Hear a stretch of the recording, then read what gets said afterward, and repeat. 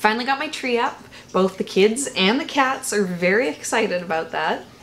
There's been lots of people talking about it online, and so I thought I'd quickly explain to you why I have a plastic tree and why I don't think that is the most sustainable option for Christmas. Our tree is a couple years old, and when we purchased it, weighing the cost of the environmental impact on our purchase wasn't one of the factors that went into the decision to get a fake tree. We purchased it because, you know, it's convenient. I don't have to, you know, have a hand for going and getting the tree. It's just in the basement, it comes up, it's easy to put together. We like the profile of it because it can be something that's quite skinny and yet tall. When you get a real tree, it's going to take up a lot more space inside your house, and space is something that we don't necessarily have a lot of. We made sure when we purchased it to get a more simple style, one that doesn't have lights actually wired into it, because we figured that would make it so that the life of the tree would last a bit longer. But even in just the couple years that we've had this, it's already started to have branches that have wire fatigue that have fallen off, and This isn't a tree that's gonna be lasting us our lifetime. We'll be lucky if we can, you know, get 6 years out of it, if this is year 3 and, you know, branches are already falling off in my hands as I try to put it together. It was cheap, it was easy to find, and, you know, even when it gets packed away, it's a pretty small thing to store for Christmas. But as I look at, you know, these ideas that I'm trying to work with this year to have a more sustainable Christmas, I realize that a fake Christmas tree is a pretty bad environmental decision. You know, they talk about how long it takes a diaper to break down in a landfill. You know, like, this thing is gonna take just as long, if not longer. It's wire and it's plastic and it's not made to last, and it kind of represents a lot of what is wrong in kind of the modern Christmas. Online, people have been saying that you have to use your fake tree for 20 years for it to be an environmentally sound decision to choose a fake tree over a real tree. But I think that where you are in the world also plays a big factor into if that's true or not. I'm in BC. Getting a real tree is very simple for me where I live. The city that we're in is rural enough that we're surrounded by mountains. A ton of the Christmas trees that are being sold, you know, at the grocery store actually come from land clearing type jobs where the trees would just get mulched if they weren't being cut to be brought in for this kind of Christmas season. Beyond that, there's tons of Christmas tree farms, and I know my parents get a real Christmas tree and they go out to a Christmas tree farm every year, and the activity itself of going and getting the tree is a really enjoyable thing to do. We usually join them, and it's, you know, it's a really nice, fun family activity. It's like going to a pumpkin patch to get your Halloween pumpkin.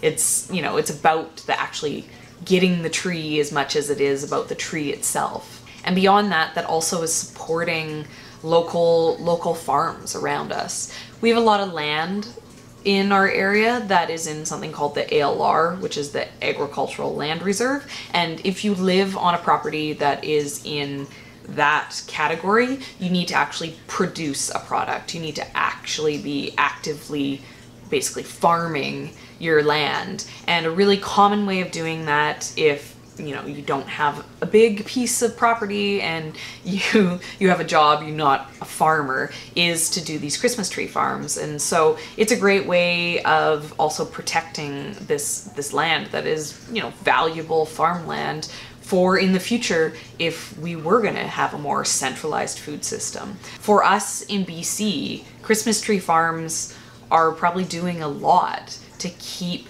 this land from getting pushed to be subdivided into just residential land. So beyond even the fact that you're supporting a small local farmer, you're supporting the ability to keep small local farmland, and that's important. As Ian and I have talked about, the future that we see is a future where the food system has to get more localized, and that's not going to happen if there isn't land that food can be grown on. I feel that this Christmas, using our fake Christmas tree, it isn't an unsustainable option because I'd already purchased it, and to just get rid of it at this point wouldn't necessarily be the better decision.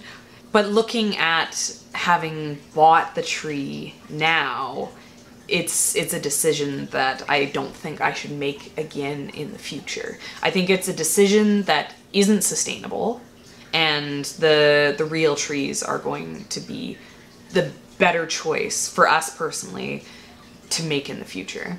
I really like having a Christmas tree, and you know, having small kids at home, the season is a little bit more active than maybe it would be, you know, 20 years from now when I'm feeling a little bit more lazy about Christmas. Christmas is still really fun and really exciting, and a lot of that is centered around the Christmas tree itself. So it's hard for me to give it up, but I know I can sit here and look at the fake tree and realize that this was a decision that was made out of convenience. It was convenient to just go buy a fake Christmas tree. The fake Christmas trees, this one that I can use for, you know, multiple years is way cheaper than a real Christmas tree to buy just for 1 year. You know, with the kids being little and Ian being gone, I don't know if this year I would be able to go and get a Christmas tree if I didn't have this fake Christmas tree. It would just be a lot of work to get it.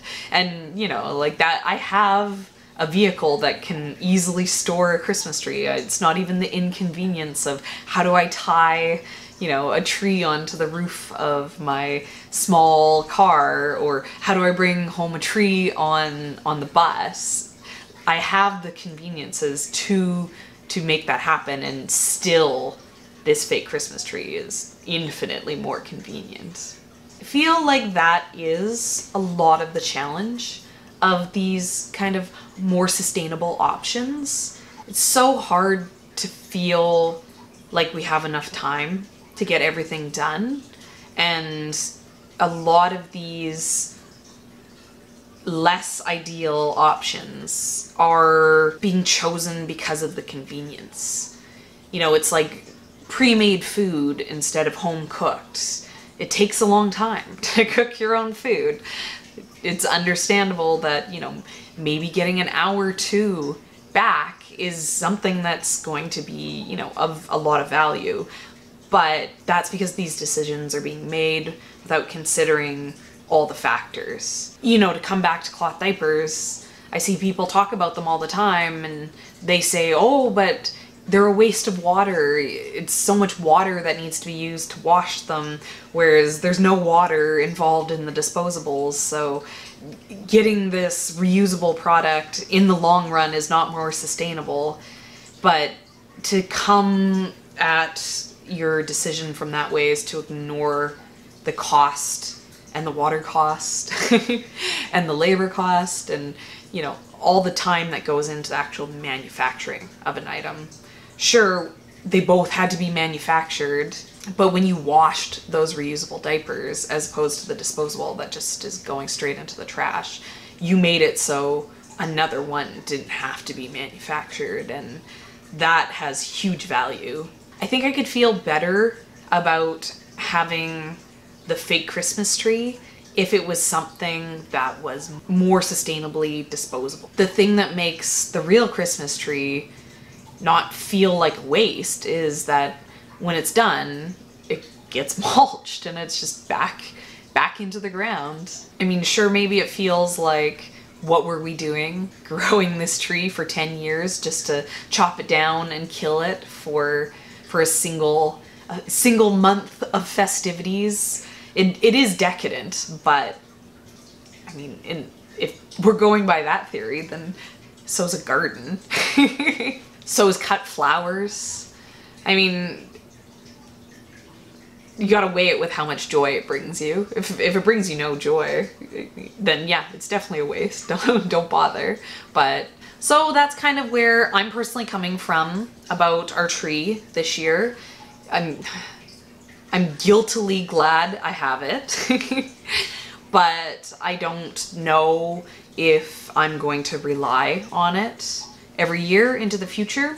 We have the space to store it until it is 100% not functional anymore, but I know every year I use it, I cause more stress and more damage to it. So, you know, maybe in the years when Ian can be back and he can help us get a real tree, then I can prioritize that, which will just extend the life that I'll get out of this tree, in the fact that, you know, it only has so many Christmases it can be brought out. So, you know, if I can get this to last for 10 years, then I'll be set. At that point, you know, me and the kids, no matter what, if Ian's not home, we'd still be able to go get a real Christmas tree, and then no excuses. It's a conversation that I've seen being debated a lot on some of my Facebook groups, and I think it's a conversation kind of worth having. It's something worth thinking about for yourself, especially if you too are trying to be a little bit more sustainable in how you practice Christmas.